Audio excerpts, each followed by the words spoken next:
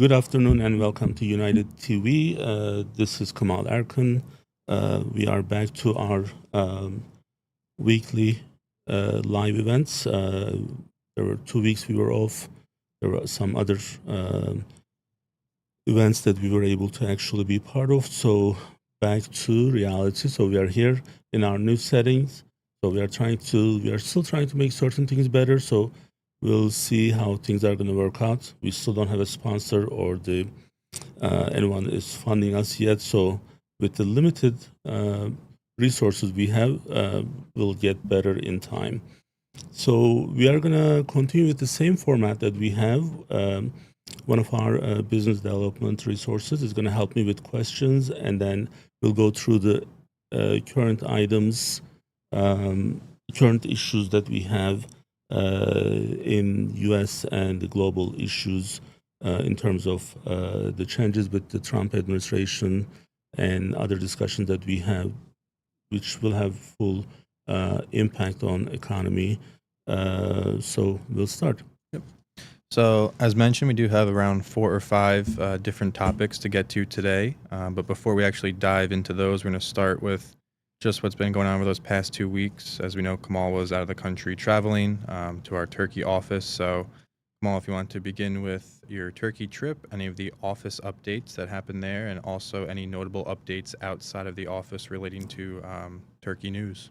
As most people already know, we do have an internal outsourcing operation in Turkey just for our business for US. So these trips are almost necessary at this point because we have so many employees there, so many employees here. When I go, I'm able to kind of get better insight and then also be a better support for those. Although we do a lot of things through Zoom, and almost every day we are connected with them on a daily basis anyway. But these trips do help. I personally have some other responsibilities there, and with United Medical. Other than we were on one of the TV channels for updates from US, and that may become more like a regular reporting. It's going to be called Studio Delaware. So maybe once a month on Echo Turk TV channel, we'll be updating Turkey and not only for our employees, but for pretty much everyone there. So the other thing that's really important, again, for United Medical standpoint, this year, as many of you know, I am part of the Marmara Group Foundation. This is one of the most prestigious civil organizations in Turkey. And on a yearly basis, we have an event called Eurasian Economic Summit.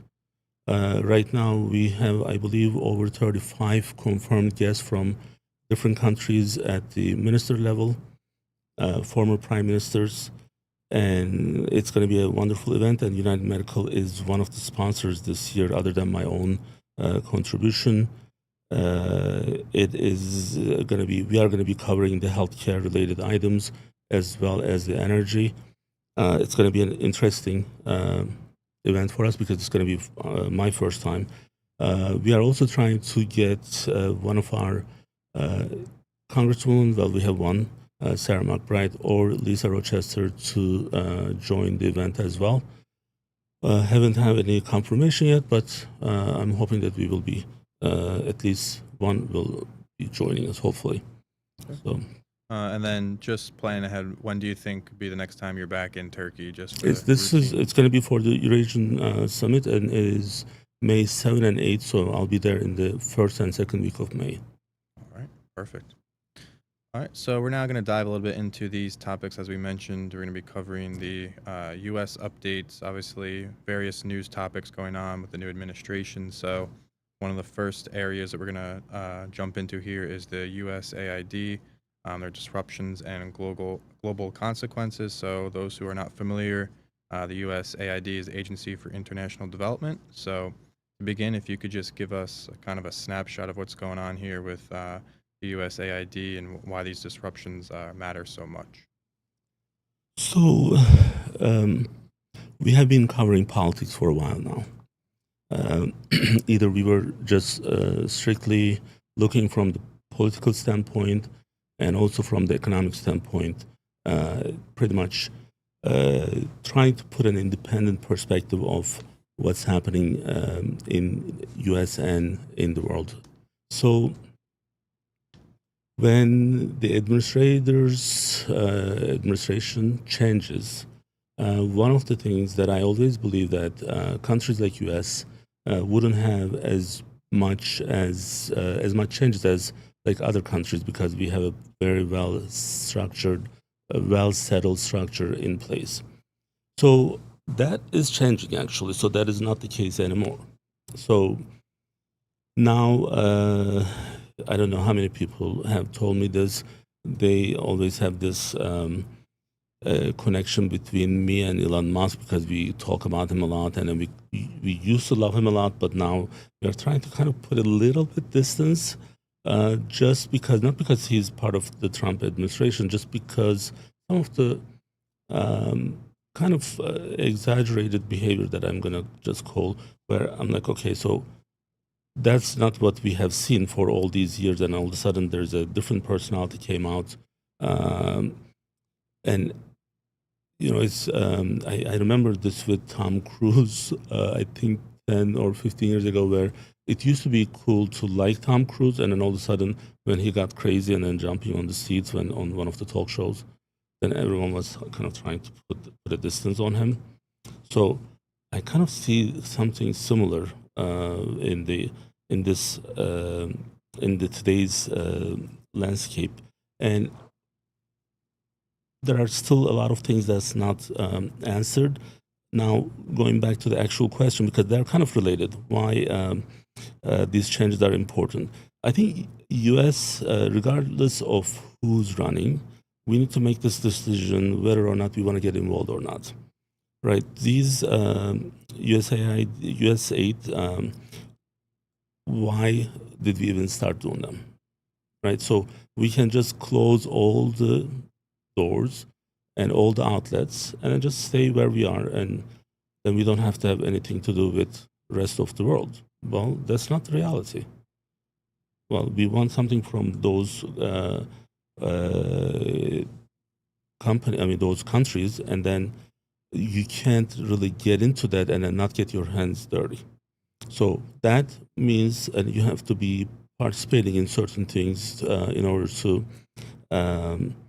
support those. We just need to really make this decision. Like when you have 78 different military bases, can you not get involved? Can you just stay away from everything else? That's not possible. Now, one of the biggest Air Force bases is in Turkey. So it's huge, but it's not there. We are not there for Turkey. We are there for our own benefits. So, well, when you are there, you have to get involved because it's not like so isolated that you can just keep everything so separate. So, and this is not just with Turkey. There's Germany, there's Japan, there's South Korea. It's 78 total different countries.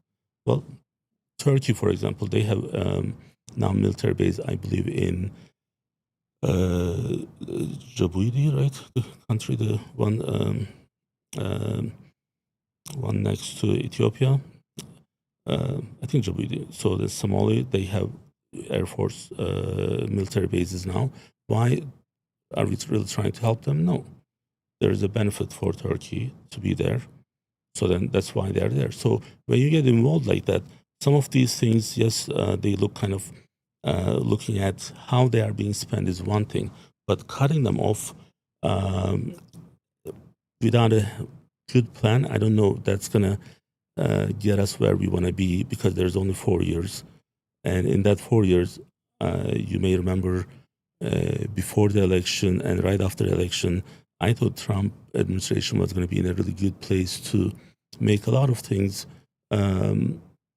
perhaps improve a lot of things, where Trump already has 4 years and 4 years break, and now he's back, and he this should be an opportunity for everyone, not like trying to take the grudge on the system.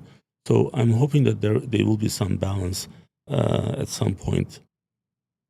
Now, when you look at I know you have questions, so I don't want to kind of interrupt your flow, but related to this, if you are going to get into the global where national security and why there are issues, we can actually go with that. Yeah.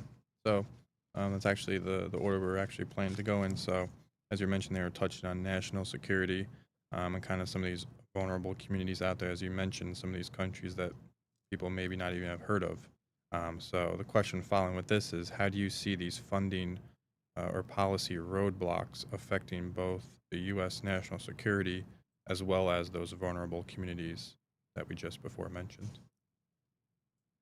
Well, that's kind of like part of the issue that we are seeing now, especially with,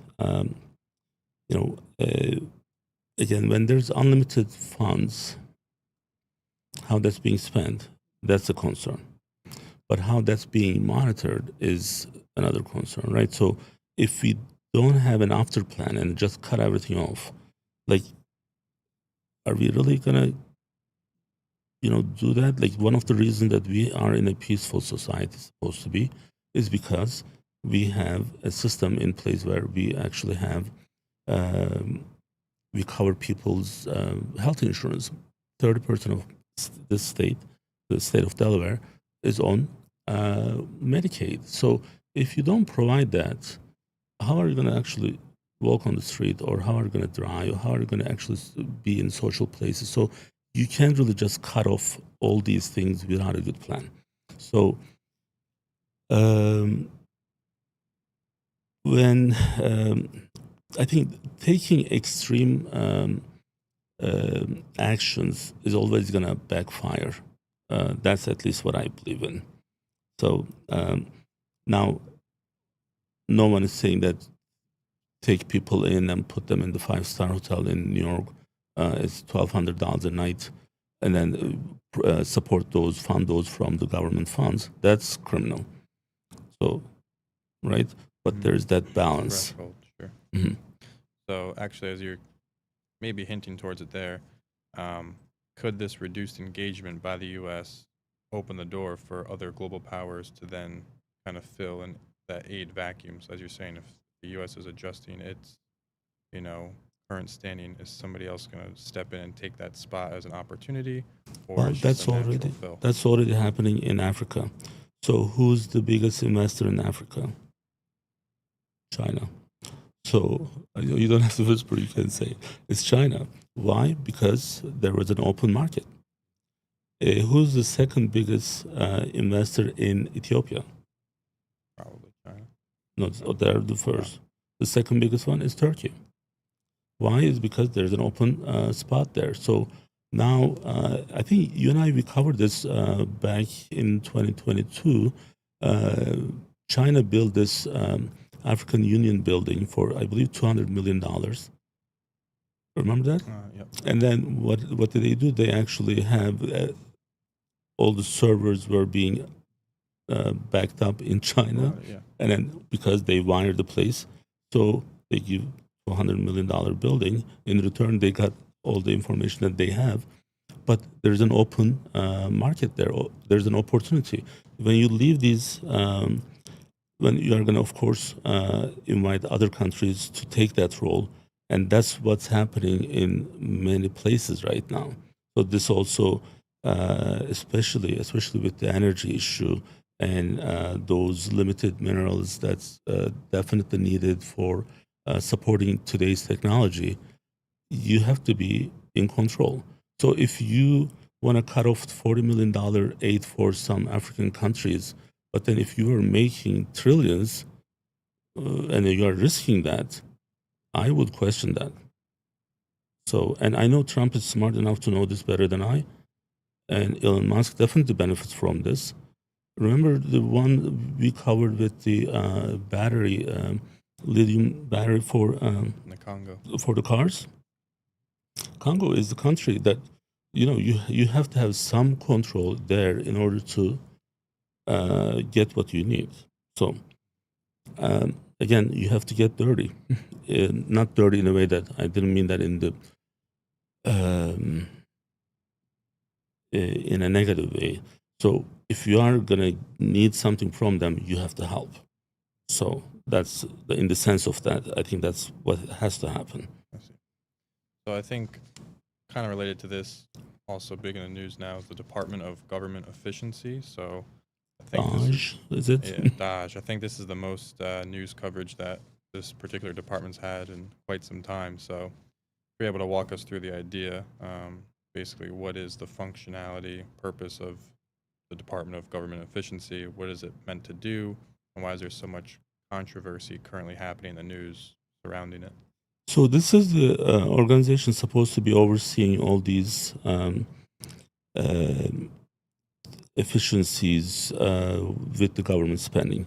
So the government spends a lot of money, and where do we get those funds? Taxpayers. From the taxpayers. So we have right to know.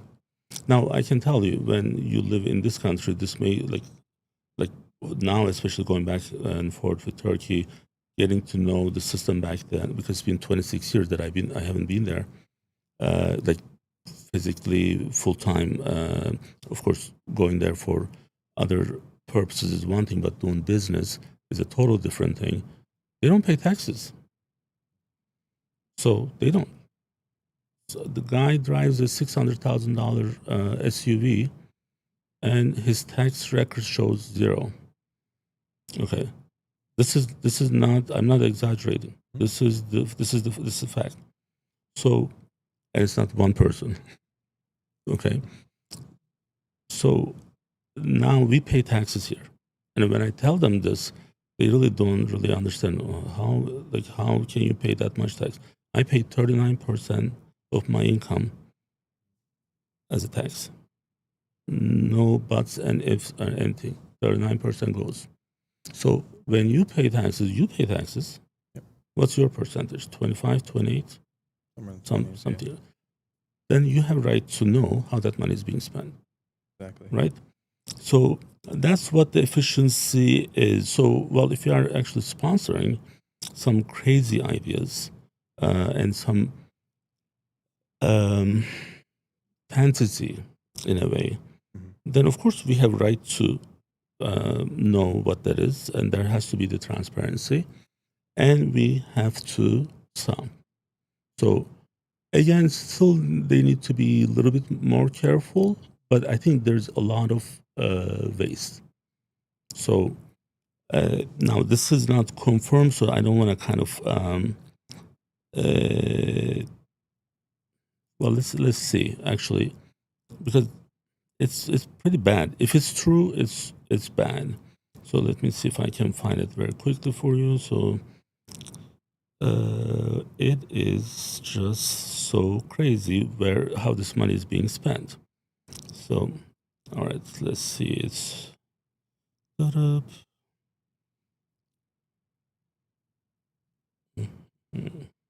One second. Did I send you that?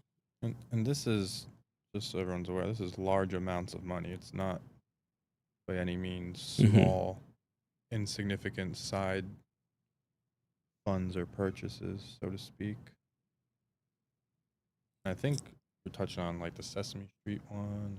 Well, there's Sesame Street in Iraq for 22 or 40 million. Some like I think condoms for Hamas for 100 million. Can it be really true? Well, perhaps it is. And if it's true, then well, we are in trouble. How can that be okay? Like, how can we allow that to happen? So, because of that, I think we kind of need to know those. So, are they exaggerating some of these? I think so.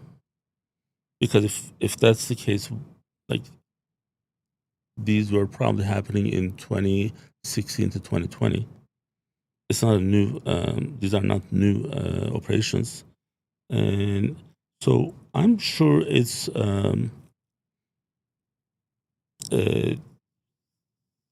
some of this is going to be extremely helpful for us, knowing what we are paying, how much we are paying, why we are paying all these. So, but I'm now a little bit stuck to this. Let me just find it very quickly. So it should be, it's on my bookmark. So, and all right, let's see.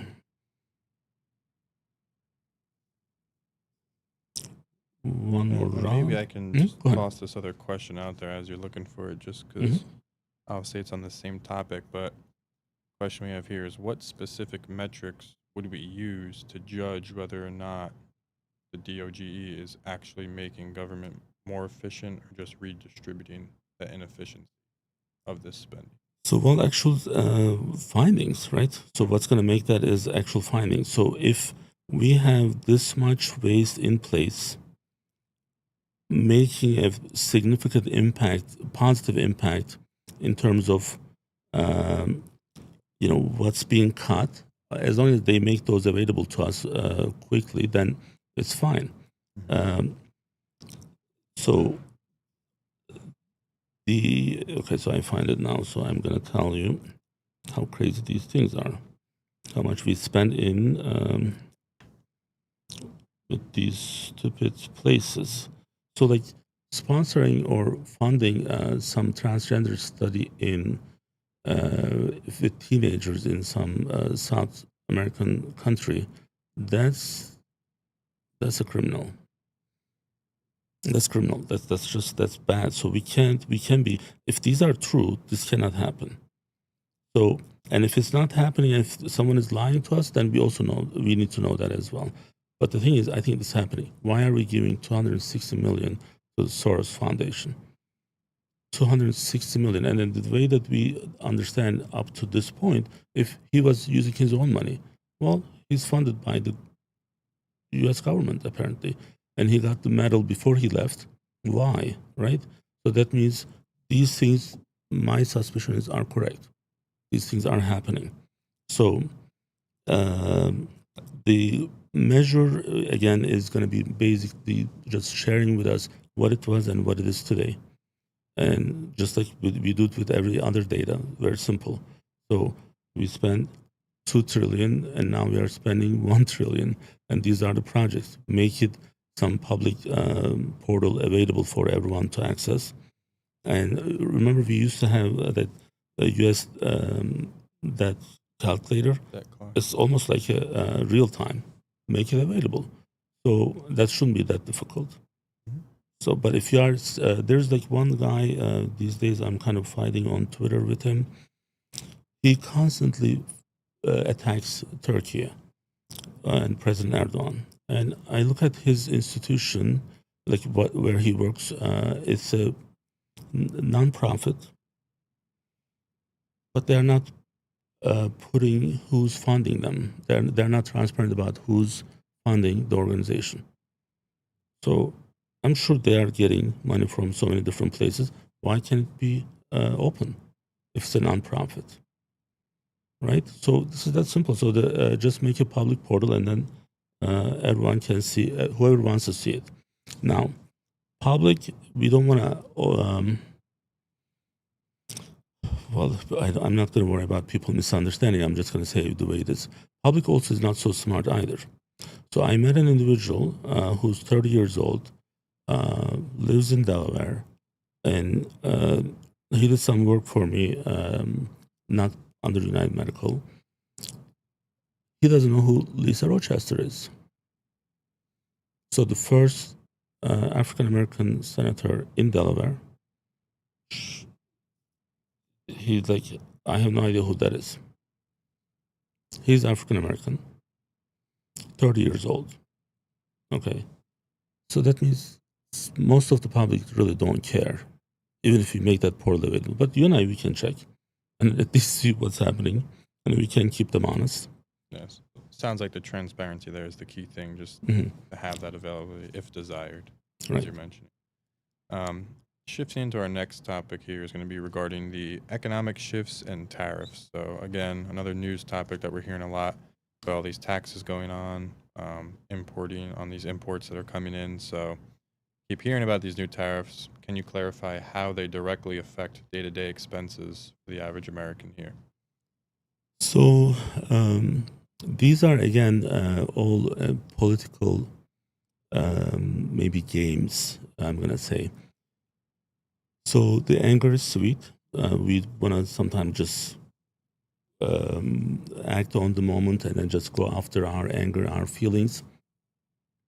But when you look at the big picture, for example, I'm going to answer your question, but I want to give some analogy. When the taxes increased on individuals and the organizations, the total tax income of the country goes down. So there's that really good balance where you still want people to work, but you don't want to increase it to a point where people or companies don't want to do more anymore, right? So this is kind of this same analogy applies to this. So when you are increasing tariffs for these countries where we do business, let's look at China. So we are 29%, I believe, of China's trade. So, well, why do we buy from China? So that's the first question that you need to ask yourself. I mean, not just you, but everyone. Because it's less expensive. Why are we buying it if we have the same thing here at the same cost? Because it's twice more expensive. So now you are gonna make this less expensive things more expensive for us. And then because when you are increasing that, what China is gonna do, they're gonna increase their base prices. So then what we end up paying here, let's say we buy something for $100. So there's 10% extra. Now that's 110. Let's say that costs, $100 is the cost, and then they are selling this to us with 20% profit margin. So now you increase their fees, and that 100 becomes 120. In order to keep their 20% profit margin, what people are going to do here, we are going to increase prices because now it's going to cost us more. So, well, who's going to pay for it? We are going to pay for it. So if from the beginning, if it was already equal or even buying from there or here, we would have all of these here. So when you play with these, it goes back to our discussion with BRICS. Why BRICS happened is because US use the global currency as a financial sanction and it was out of proportion. When you go out of control and when you don't balance these, then the consequences is going to be either there will be a different alternative or there will be less business, and therefore we are going to pay more. So the only reason we have an office in Turkey is because we couldn't find people to work at twice more than what we used to pay 10 years ago for the same position. There's no one. So where do I pay taxes? Here, right? So doing business there helps us to pay taxes. If I can find people, then I can grow the business. That's that simple. So this is going to hurt everyone at the end of the day. But I think, including countries here and countries that we trade with, but then also it's going to have an impact on us. Unless you can make something just think about it. And if let me know if you disagree with this. Because of the Turkey office, I have to go there 4 times a year, 2 weeks. Now, for someone who doesn't travel and who doesn't do those trips, it may look a lot kind of attractive. It's not. After the second month, it's not that easy to adjust and go back and forth. It's door to door 20-hour trip. It's a lot of things you have to do. It's outside of your routine. I'm away from home. Well, there are advantages. Of course, I see family there, but I'm not here. This is my home. So Um, let's look at this one where if I'm able to do the same thing at same cost here, why do I need to have that 4 extra trips? Mm-hmm. I can just go there for 10 days once a year and then be done with it. I can just do my family business then, but then I don't have to travel. It's not something that we love doing. So that's what I'm trying to say. Because the alternative is twice costly and no more people that you can hire. Mm-hmm. There's So that burden built in. burden, yeah. And then this is the same thing that's going to happen with this. And that's why some of these things, I think we have to be more careful. And I'm expecting a little bit better from the Trump administration because he knows these balances much better. And then, all these things, I mean, just look at what's happening with we can get into it later on, but with the Russian-Ukraine peace talk, it happens in Saudi Arabia. Well, the country where woman is not able to drive. That's everything against what we believe in this country. And then we are having a peace talk in there. Why? Because they are giving us $1 trillion investments. If we need that investments, and if you go out there and then tell people that, hey, I got 1 trillion investment promise from this country, how can you actually change that balance against our own country here? So that's why I don't buy some of these things where, oh, we have to do all this. Well, you're asking the guy to give you 1 trillion. So, Right. There's always some type of offsetting. right. Something's built into it. Another economic discussion topic here, obviously something that's been tracked for quite some time, is just that of inflation, how you see it trending in the short term, and then also potential impacts on small businesses and or consumer spending. Well, it's going to impact everyone. Now, again, let's look at this in a way where we were able to maybe encourage people to do more business here. It has to be attractive in order to do that. You cannot really force people to do it if it's going to cost more, right? So if we are able to, let's say there's this untapped area where we are able to actually get more business, and then U.S. Owned people are employed for those, then yeah, that's great. But is that the case? No. I'm telling you that we cannot find people to work. I'm not saying that no one, but it's like when we used to be able to hire, 10 people in 1 month, that goes to 1. So if these people are available and they are able to work, where are they? So you follow me on this, right? So And do of you course think it's I was gonna say, sorry to cut you, do you think it's quality of applicants these days, or is it just you're saying both. that desire of Both. okay. The desire is, I'm not going to blame the generations. So, but although now I'm old enough to do this, so I'm on that other side of the box. But it's people have jobs or they are okay with whatever they are doing. So of course, the pandemic changed a lot of things for us. But what we are offering, I know for a fact, what we had and what we are offering is a day and night, and it's still not able to get people. So now, don't we have inflation already in place, right? We talk about this. I mean, we were not used to this, and we have that. We have the interest rates and the impact of the interest rates. We covered this in a couple different sessions. So something goes from 3% to 7.5%, 8%, and you are trying to buy a house. You are going to pay, was it 60% when we did the study, more for the same house on the mortgage for the same amount. Oh yeah, interesting. Well, how is that going to happen? So Tricky. And that's why, unless you show me the alternative, and the alternative is, I can tell you, if it costs us the same, or even if it costs us maybe 20% more to do the business what we have for here in Turkey, I would just close the Turkey office right away. It's not.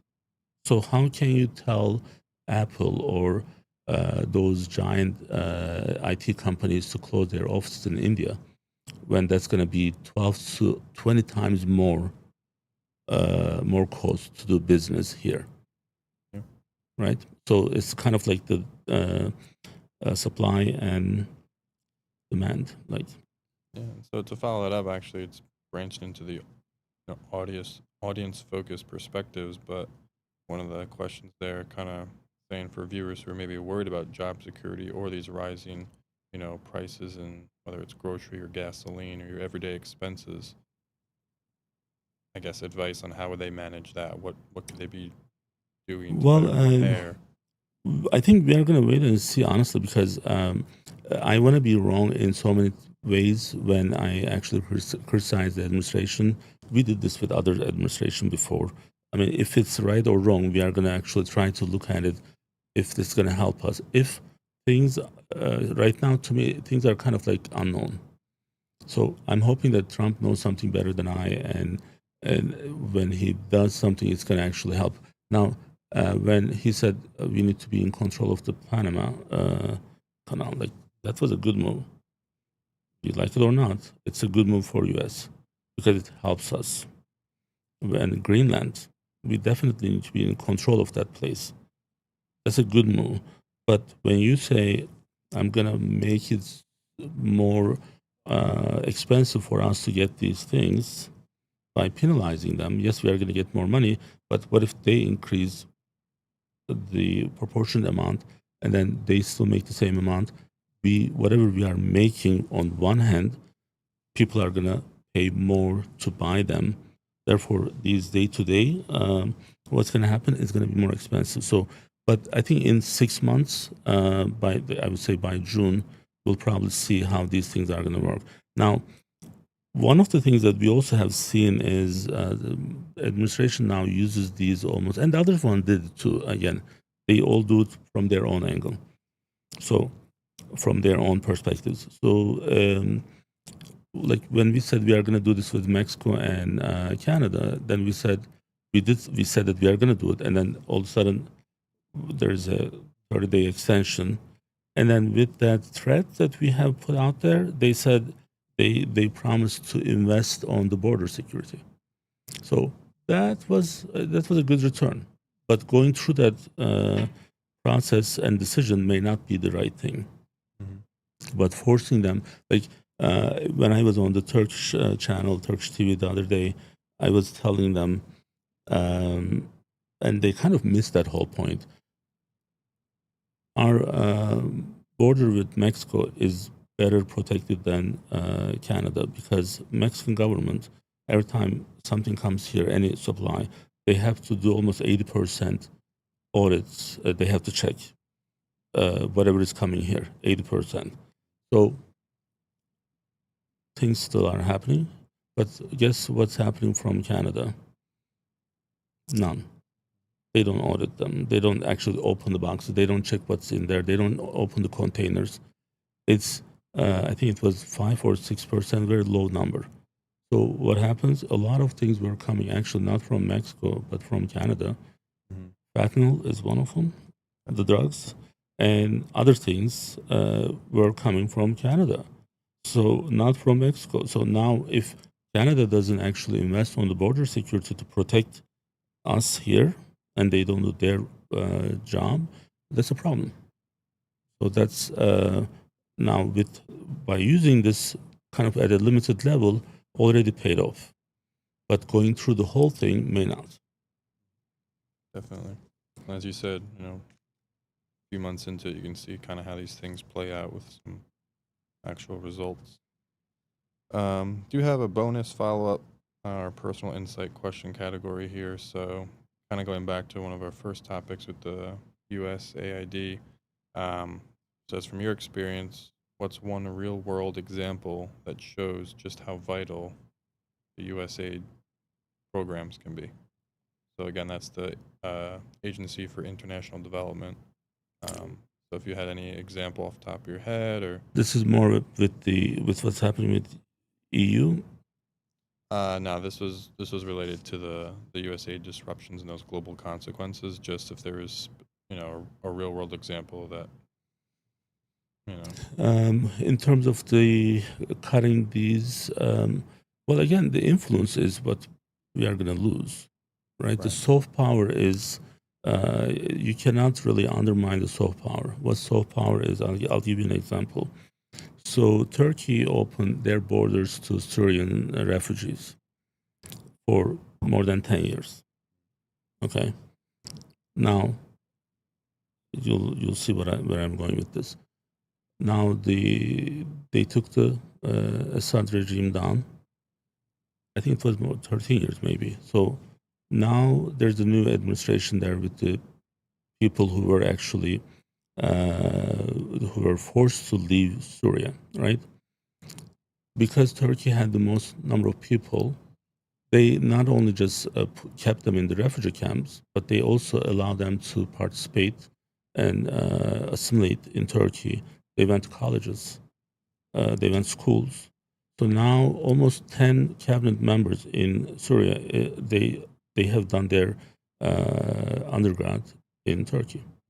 So this doesn't mean that they are Turkey's agent. This means that they have a good relationship with Turkey.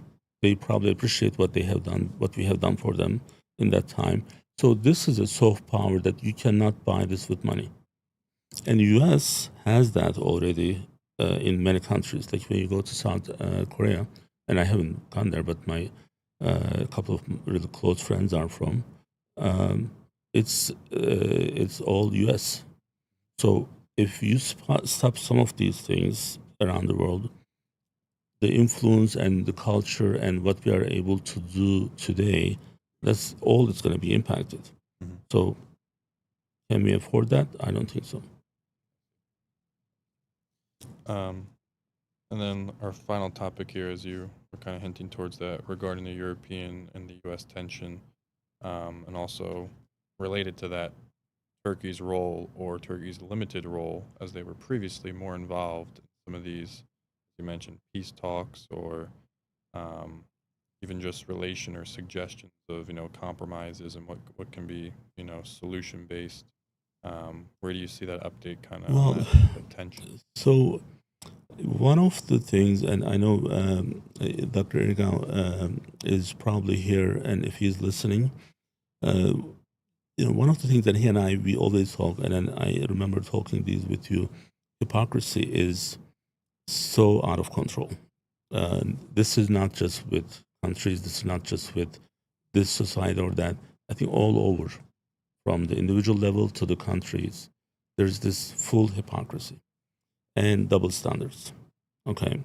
Now, this war that we have today in Ukraine, between Ukraine and Russia, we covered this in so many different places, sessions. Our former first lady was in the soup kitchen in Ukraine to support the military there. That was so crazy, right? In the meantime, today what's happening is the opposite. And the country didn't change, right? It's us, United States. So what Turkey has done throughout the entire time, they were able to keep their distance almost same between EU, Russia, US, and NATO. So all these are different entities, and President Erdogan was able to actually manage that, and it requires a lot of experience and vision. Now, he had the peace talk and then peace agreement actually in 2020, before things got out of control. And first thing was European Union didn't want that to go through. And now they're trying to have peace talk with Ukraine and Russia, and Zelensky is not part of it. And it's happening in Saudi Arabia. And in the meantime, Zelensky was in Turkey. Now, I ask you if you have seen any coverage of that this week, and you did not, right? So Zelensky was in Turkey. He was the guest of President Erdogan. So how can you actually have a peaceful, meaningful outcome of this peace agreement if you don't have all these parties involved, and the most importantly, someone who's key to manage all these crises without hurting the relationships with these, and then without losing the trust, and you don't include them because you don't want them to get any return on what we are trying to get from Ukraine. Now, Ukraine, we give them almost 360 billion, and then Zelensky says that we give them only 70 million. So these are all factual. So we are it's news. So then we want those returns back. So then we probably won't include other countries, and it's not going to work. So you may try to get more by being aggressive and greedy. The thing is, in the long term, it's going to hurt the relationships. So I think Trump should really take the opportunity with President Erdogan to work with this issue because Zelensky, we didn't like him from the beginning. So many different issues that we had with him, and still have so many. I think he's a huge trouble. But at the end of the day, it needs to be over, and then it's still happening, and hopefully, maybe by March, things will settle, and we'll see how it goes. As we wind down here, if you just had any closing remarks on any of the aforementioned topics, or anything outside that we haven't had a chance to touch on. So the one of the cutting on expenses spending from the government is healthcare related issues. Now, not everything that we hear is what's happening, but there's some truth where when the funds are not going to be available for Medicaid,